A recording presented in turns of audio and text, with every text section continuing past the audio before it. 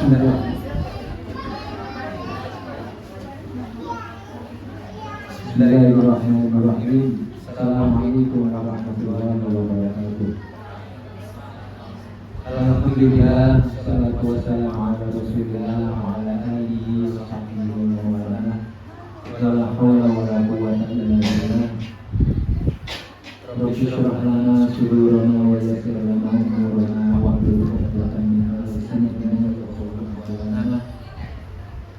Amsayna ala fitratil Islam wa ala kalimatil ikhlas wa ala dini nabiyyina Muhammadin sallallahu alaihi wasallam wa ala millati nabiyyina Ibrahim hanifan wa ma kana minal musyrikin amma ba'du.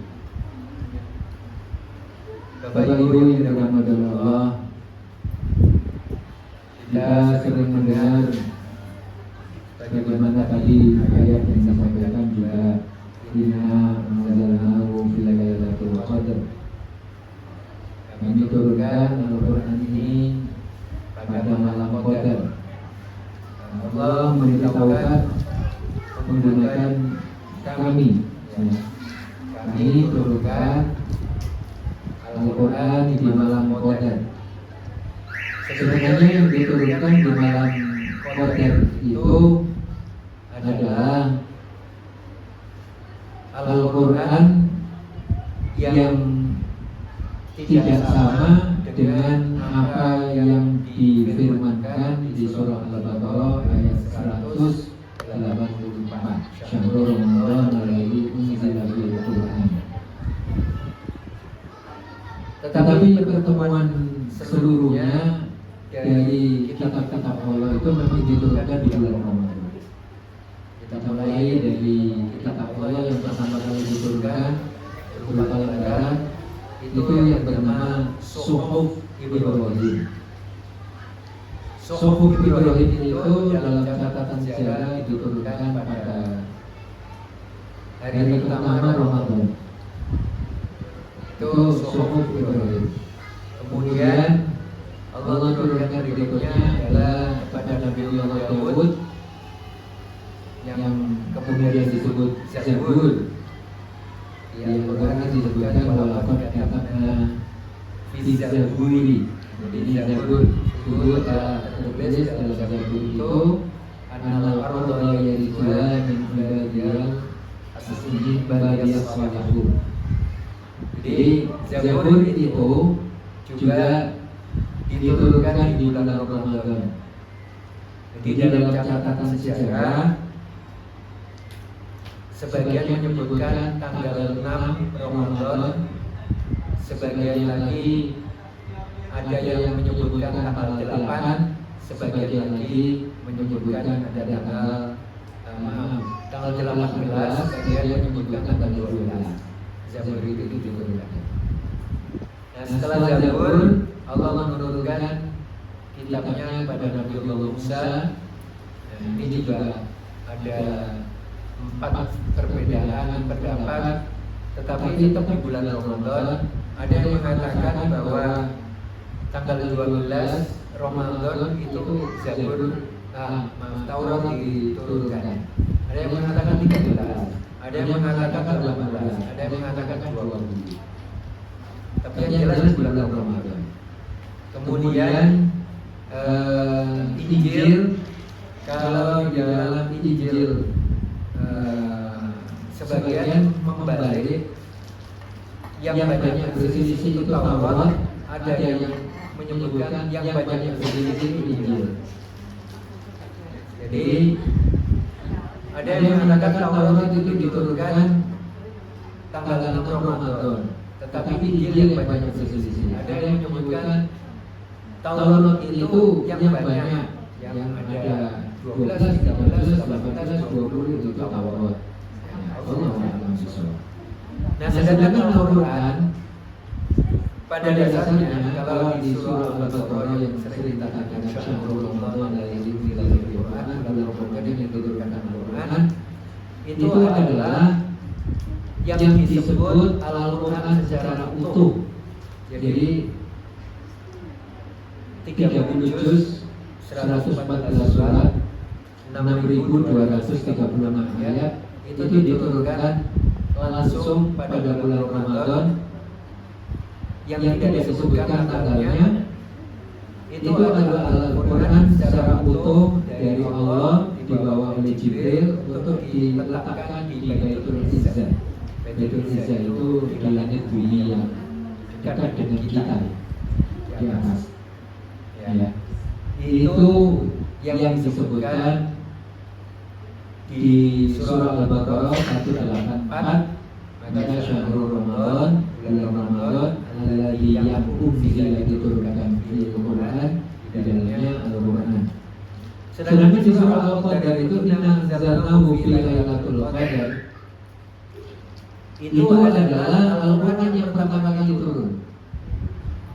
Nah, pertama kali turun itu di Huwairah, di dalam catatan Imam At-Tabari itu disebutkan tanggal 24. Kalau sekarang ini sering diperingati tanggal 17 Ramadan, itu saya juga dapat kabar bahwa itu terjadi karena untuk menyamakan pada tanggal 17 Agustus. Karena waktu 17 Agustus di awal-awal kemerdekaan atau sebelum diproklamasikan itu menempati tanggal 17 Agustus, itu pas 17 Ramadan. Sehingga momentum itu jadi pengingat tentang kemerdekaan kita, dan kita mengingat atas anugerah Allah berupa Al-Quran. Ada lagi yang mengatakan bahwasanya itu adalah tanggal 27 Ramadan, karena 27 itu pas malam atau pas tanggal ganjil gitu. Tetapi dalam catatan sejarah disebutkan bahwa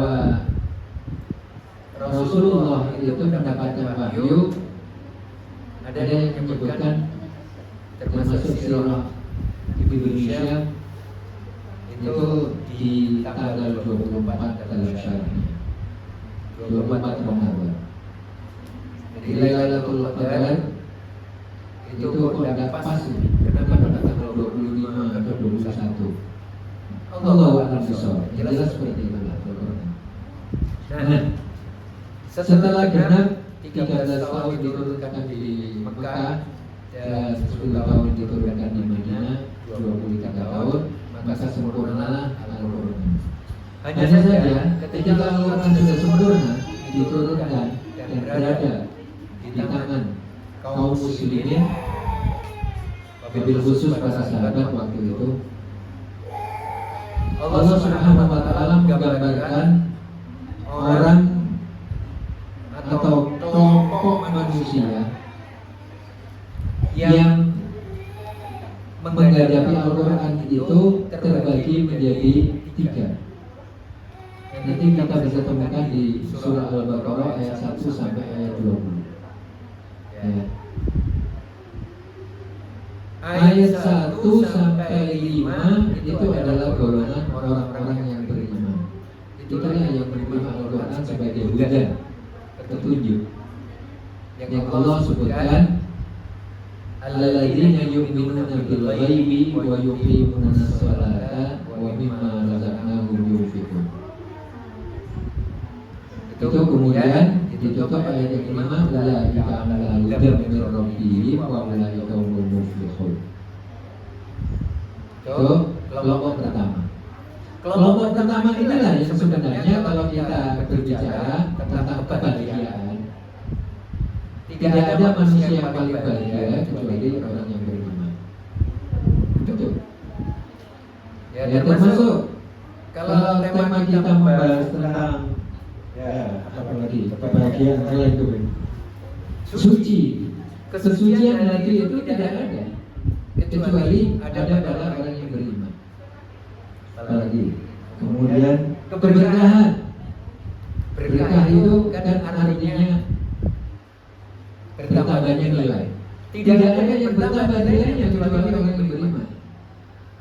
Nah, maka kuncinya adalah di golongan pertama ini. Ayat 1 sampai ayat 5 di surah Al-Baqarah. Golongan yang kedua adalah ayat 6 sampai ayat 7. Kalau golongan yang pertama saya sebut saja golongan putih. Golongan orang-orang yang suci, golongan orang-orang yang putih, golongan orang-orang yang bersih. Itu orang-orang yang beriman dan terus meningkatkan keimanannya menjadi muttaqin. Golongan yang kedua ini adalah golongan orang-orang kafir dimulai innal ladzina kafaru sawa'un 'alaihim a'anzartahum am lam tunzirhum la yu'minun. Kemudian dilanjutkan ayat yang ke-7. Ini golongan orang-orang yang kafir. Golongan kafir ini saya sebut saja golongan hitam, karena selalu melakukan kezaliman. Zalim itu aslinya kan dari kata-kata zul, gelap. Gelap itu warnanya cuma satu, hitam. Ada warna yang lain gelap? Tidak ada. Warna gelap itu cuma satu, hitam. Makanya orang yang disebut zalim itu karena kegelapan. Adakah orang dalam kegelapan kebahagiaan? Apakah orang yang dalam kegelapan memiliki kebahagiaan? Tidak ada.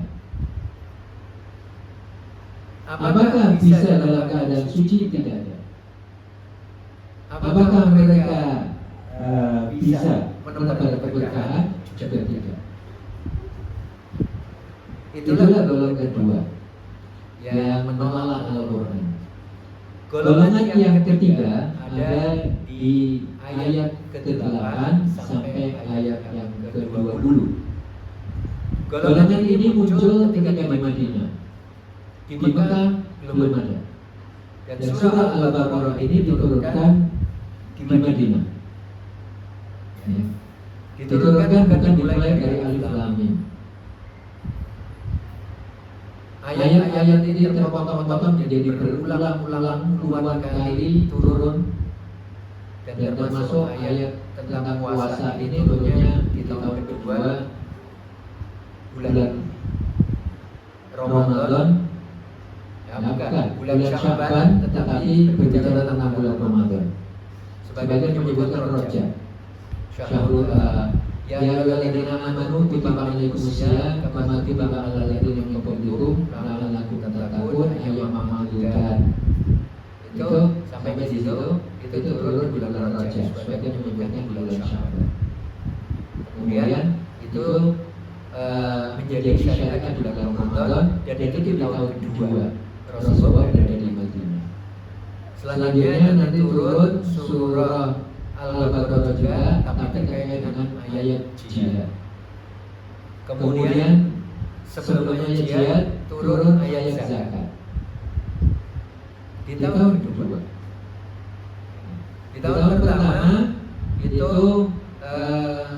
tidak ada surah Al-Baqarah yang turun. Dan selanjutnya, jadi ketika Rasulullah berada di Madinah sekitar tahun yang kedua menuju ketiga, saat diperintahkannya untuk berzakat, berjihad yang sebelumnya berpuasa, dan sebelum hijrah itu diperintahkan sholat Jumat, dan sebelum sholat Jumat Rasulullah Isra Mi'raj diperintahkan sholat. Nah, sesampainya di Madinah itu ada seseorang yang dulunya digadang-gadang atau disiapkan untuk menjadi raja bagi orang-orang Yahudi atau pemimpin bagi orang-orang Yahudi, baik dari suku Khazraj maupun dari suku Aus, atau yang mereka datang dari Yaman. Tetapi kata Allah, Rasulullah SAW diperintahkan hijrah ke Madinah, lalu reduplah pamornya si orang ini.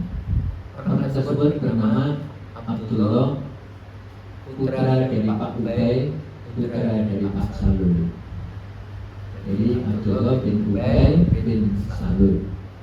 Akhirnya untuk menutupi kekecewaannya, dia masuk Islam dengan cara berpura-pura.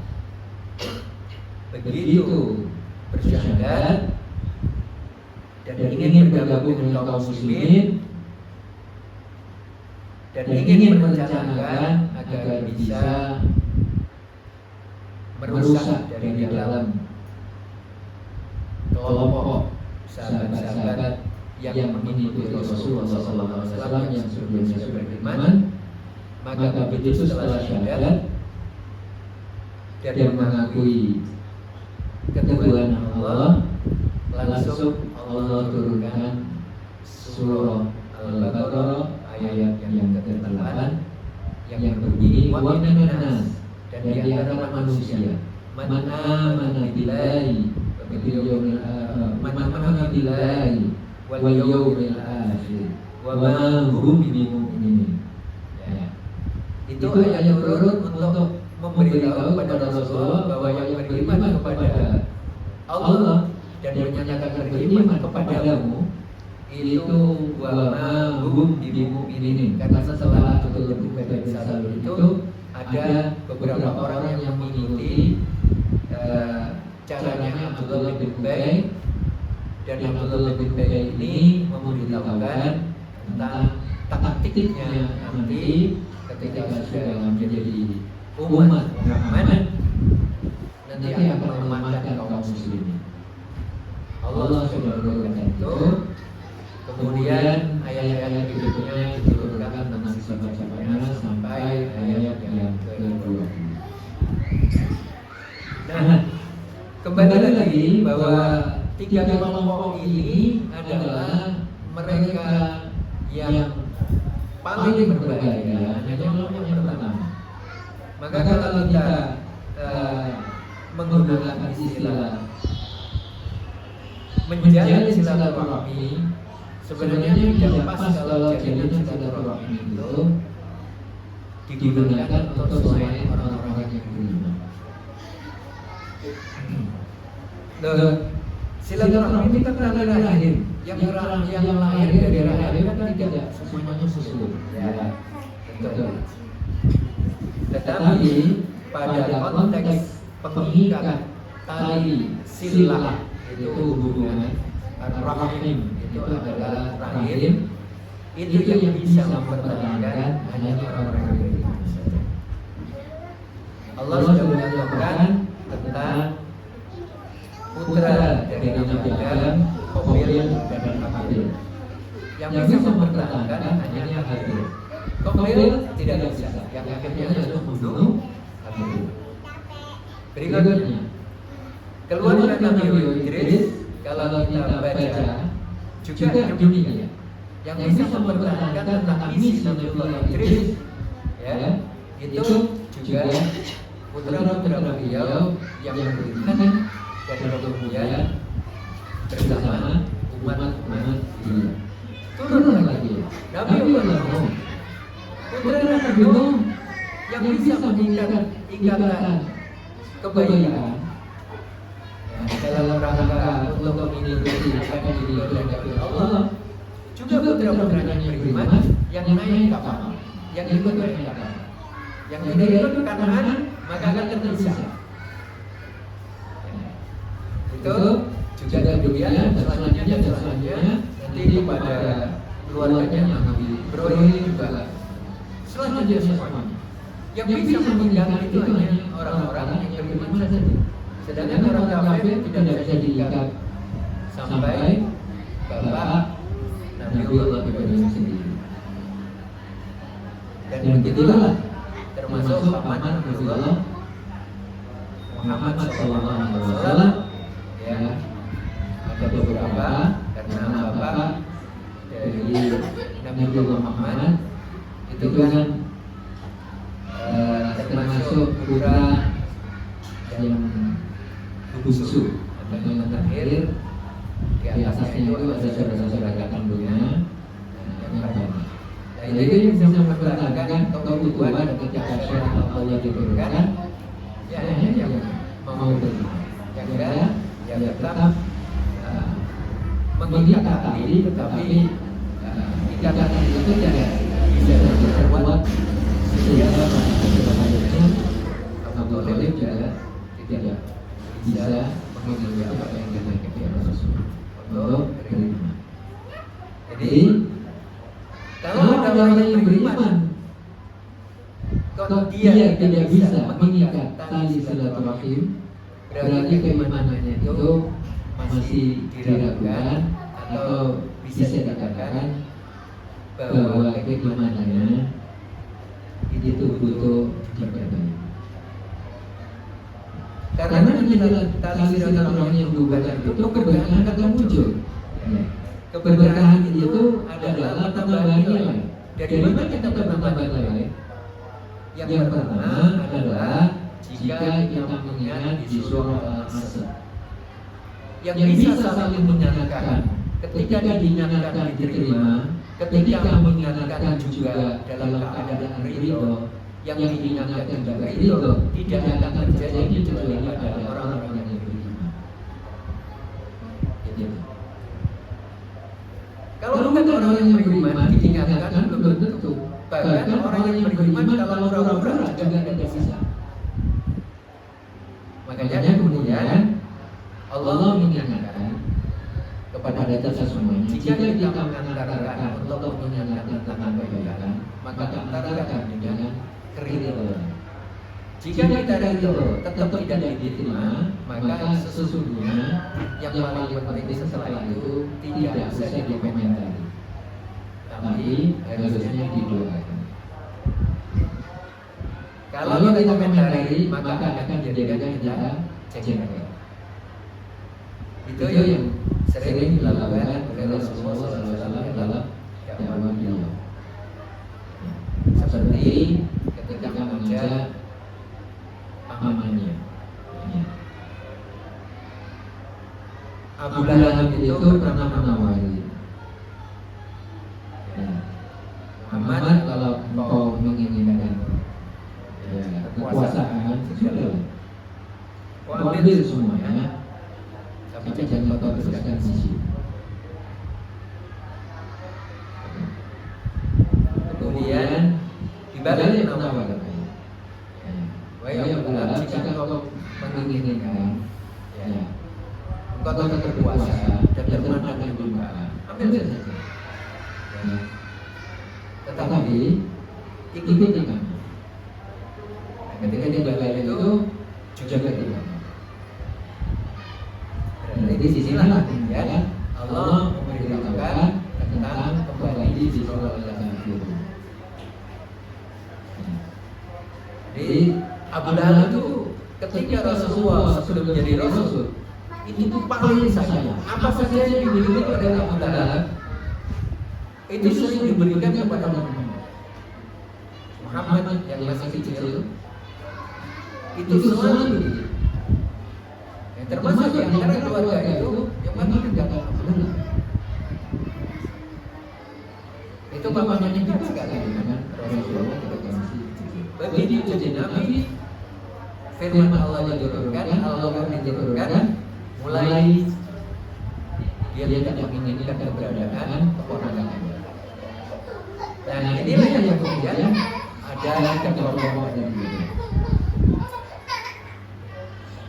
Bapak Ibu sekalian yang dirahmati Allah, dan selanjutnya di mana letak kebahagiaan orang yang beriman itu? Orang yang beriman itu kebahagiaannya di dunia dan di akhirat. Sampai Rasulullah SAW bersabda, yaitu ajaban yang amril mu'minin. Sebagian riwayat menyebutkan ajaban yang amril muslim, tapi saya cenderung mengambil di riwayat yang menyebutkan ajaban yang amril mu'min. Sungguh menunjukkan perkara yang dihadapi oleh orang yang beriman. Inna amrahu kulluhu lahu khair. seluruh negara yang dihadapi semuanya baik. Nah, kalau baik kita bisa berbagi dan bisa berkah. Kalau keburukan tidak bisa kita berbagi dan kemudian menghasilkan. Karena yang dihadapi oleh orang beriman semuanya baik. Bahkan dikatakan oleh Rasulullah, wala yakunu dzalika illa lil mu'minin. Dan ini tidak pernah terjadi kecuali pada orang beriman. Semuanya baik. Inna sawabat sarra, apabila dia diberikan kebahagiaan, kesenangan, maka itulah yang terbaik. Jadi dia akan mengatakan wabatan khairun lana. Itu adalah yang terbaik yang bisa seorang mukmin. Wa inna sawabat darra, apabila ditimpa yang tidak menyenangkan, membuat bahasa sekarang ini kepala pusing, hati sesak, seakan-akan dunia sempit, ya, karena adanya musibah atau hal-hal yang tidak yang sungguh menyesakkan hati. Tapi bagi orang mukmin dia katakan itu adalah yang terbaik. Jadi dia harus bersabar. Nah, itulah kemudian orang yang beriman itu tidak ada yang rugi. Persis seperti yang disampaikan oleh Allah Subhanahu wa taala. Yang rugi yang beriman atau yang beriman tapi pura-pura. Nah, kemudian kenapa ada ayat yang berbunyi ya ayyuhalladzina amanu aminu? Kenapa ada ayat yang berbunyi ya ayyuhalladzina amanu masih diperintahkan untuk takwa? Karena kondisi orang-orang yang beriman itu yang masih punya hati itu kadang-kadang hanya berbeda-beda. Silakan nanti dicari kisah tentang seorang yang pernah menjadi sahabat Rasulullah, tetapi setelah Rasulullah wafat, beliau murtad. Nanti dicari ada seorang di zaman Rasulullah itu menjadi sahabat beliau dan termasuk orang yang dikagumi oleh putra sahabat Umar bin Khattab yaitu Abdullah.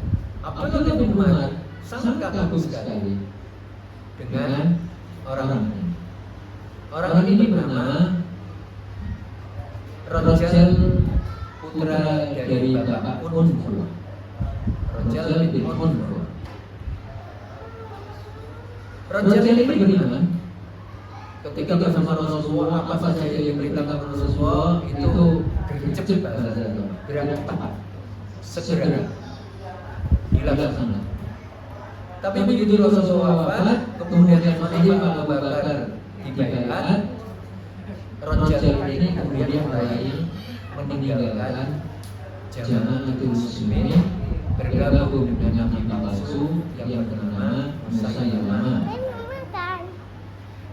Sudah diingatkan sampai utusan Abu Bakar itu yang ketiga, tetap bahkan Rajal ini ketika berada di Riyadh, awalnya dia adalah utusan Abu Bakar untuk mengingatkan si nabi palsu itu. Tetapi sampai di sana, Rajal ini ditawari dengan kehidupan yang susah banget. Sebut saja apa yang diingin, sebut saja mobil apa yang diingin, sebut saja apa yang dimau, sebut saja berapa uang yang dia inginkan, dikasih itu oleh saya. Karena saya lama memperkenalkan banyak yang bertanya. Rajal ini akhirnya beriak kepada Musailamah, saya keputusan tiga Abu Bakar datang. Musailamah justru mengatakan, aku siapkan 10.000 pasukan untuk membela Musailamah. Akhirnya Rajal ini mati dalam perang bersama pasukan Abu Bakar untuk menghabiskan orang-orang yang membela nabi palsu, dan dia tewas dalam keadaan murtad.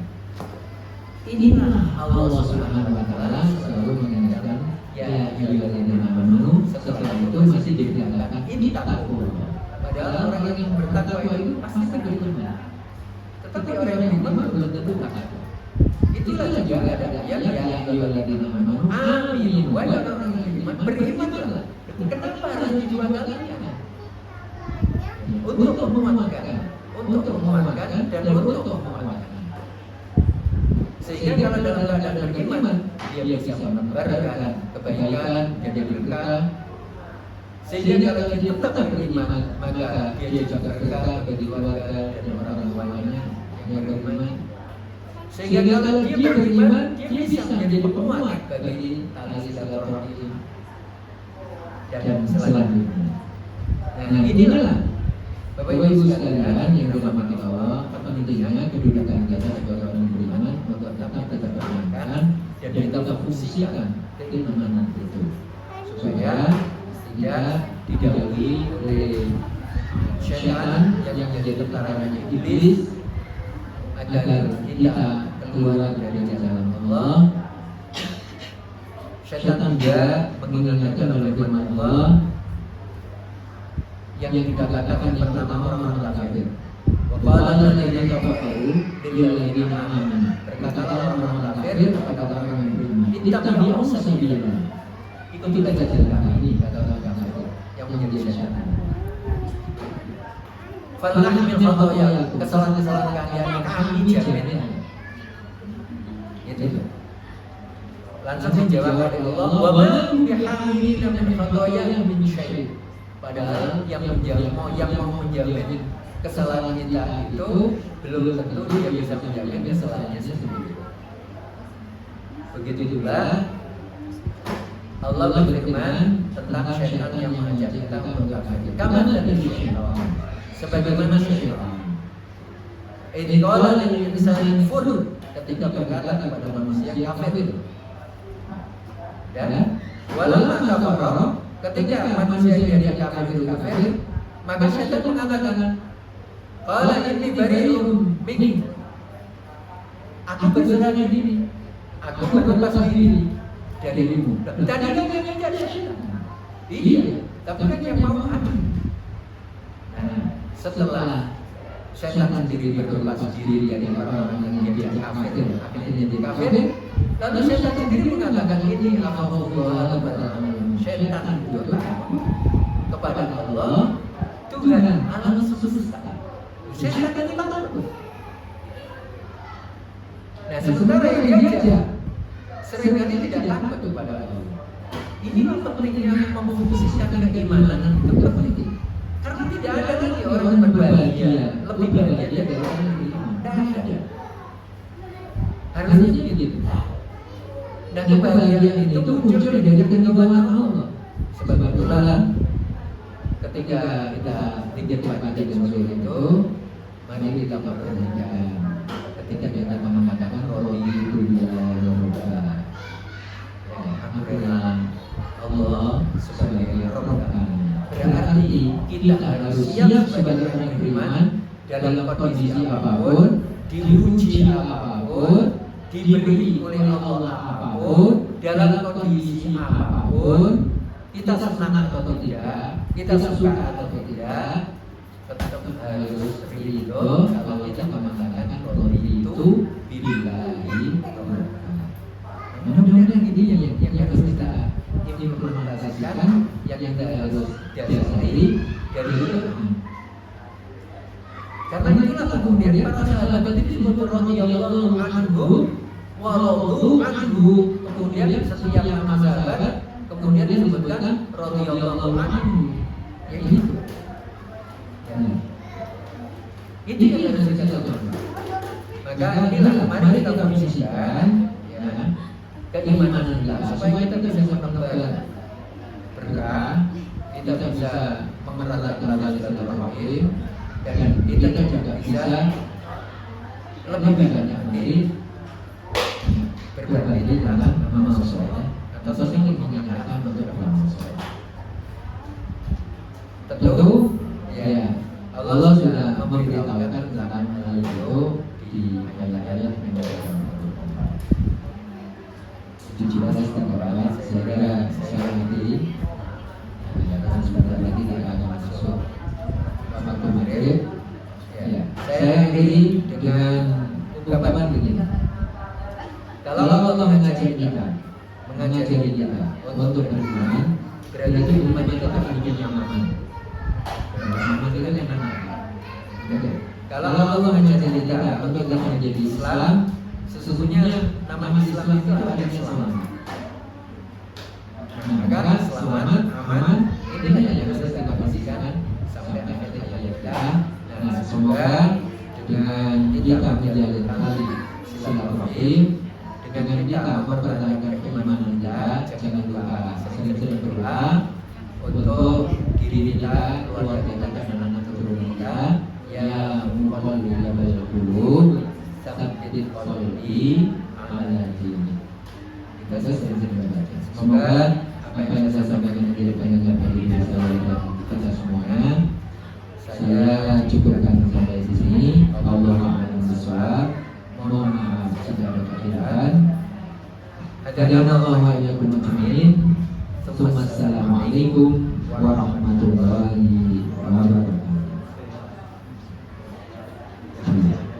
Mungkin kita memohon kepada Allah Subhanahu wa taala agar pertemuan ini menjadi sebuah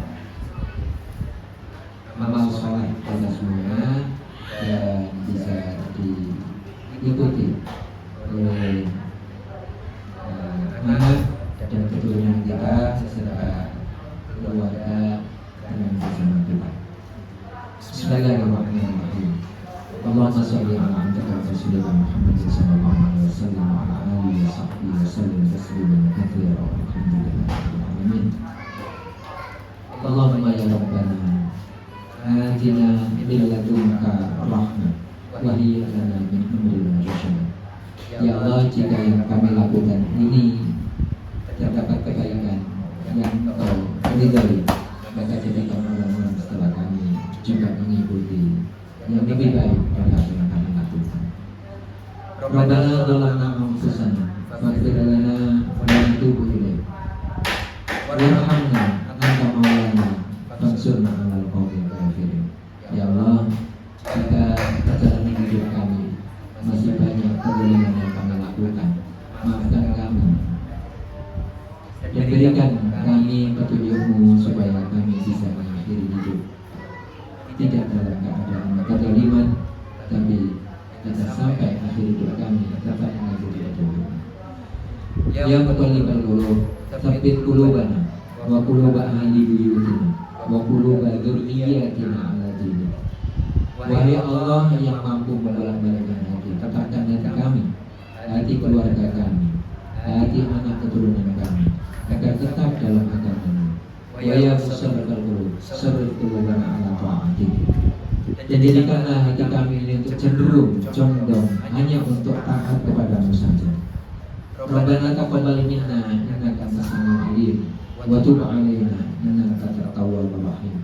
Ya Allah, jika kelompok-kelompok seperti di Taut Sagu ini yang telah dirintis, dilakukan dan terdapat kebaikan di dalamnya, maka jadikanlah kebaikan itu bisa menjadi keberkahan bagi siapa saja yang berada di dalamnya atau mendukung keberadaan mereka. Rabbana, terimalah apa yang kami lakukan ini. Dan jika ada kekhilafan dari apa yang kami lakukan, semuanya apalah maaf lagi berubah taubat. Rabbana lana wa liwalidina warhamhum kama rabbawna shighara. Kami mohon agar memaafkan kepada orang tua kami dan orang tua sebelum kami. Dari kekurangan mereka kami maafkan dan kami mohon agar maaf kepada. Dan jadikanlah kami ini penerus-penerus dalam kata ini yang lebih baik dan lebih baik, begitu pula kepada anak keturunan kami. Rabbana atina fid dunya hasanah wa fil akhirati hasanah wa qina adzabannar. Sallallahu ala Muhammad wa ala alihi wasallam wa akhiru